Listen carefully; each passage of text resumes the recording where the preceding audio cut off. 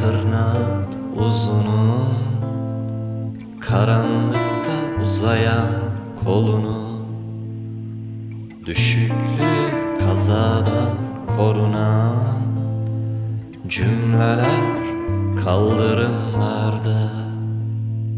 Herkes ölümden bahsetti, gömmenin en kolsuz biçimiyle. Kaldırımda küreksiz cümleler, dönemeçte yayalara yol veren. Herkes ölümden bahsetti, gömmenin en kolsuz biçimiyle. Kaldırımda küreksiz cümleler, dönemeçte yayalara yol veren.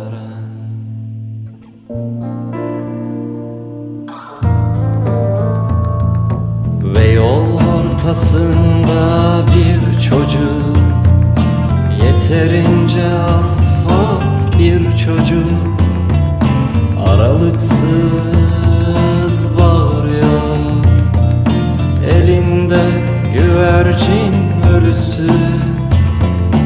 Ve yol ortasında bir çocuk, yeterince asfalt bir çocuk, elinde güvercin ölüsü. Upuzun bağırıyor, teyyare geçti üstünden, teyyare geçti üstünden, teyyare geçti üstünden, teyyare geçti üstünden, üstünden, üstünden, üstünden, üstünden.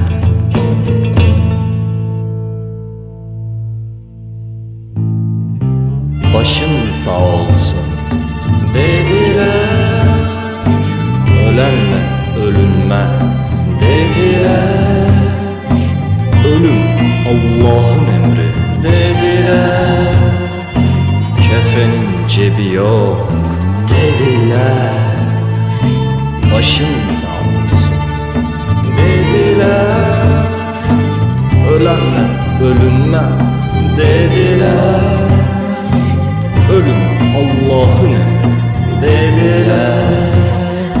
Kefenin cebi yok dediler. Dedikçe coştular, coştukça canlandı dillerindeki ceset. Dedikçe coştular, coştukça canlandı dillerindeki ceset.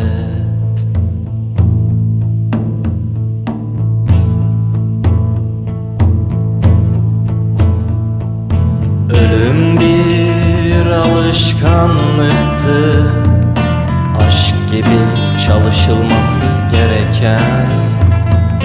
Dudaktan dudağa, kulaktan kulağa bir akıntı. Ölüm bir alışkanlıktı, aşk gibi çalışılması gereken.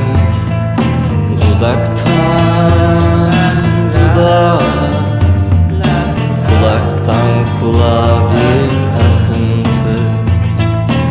Önce oraya bakılan, geçerken karşıdan karşıya. Önce oraya bakılan, geçerken bir güvercinin üstünden, üstünden, üstünden. Geçerken bir güvercinin üstünden, üstünden, üstünden. Geçerken bir güvercinin üstünden, üstünden, üstünden. Geçerken bir güvercin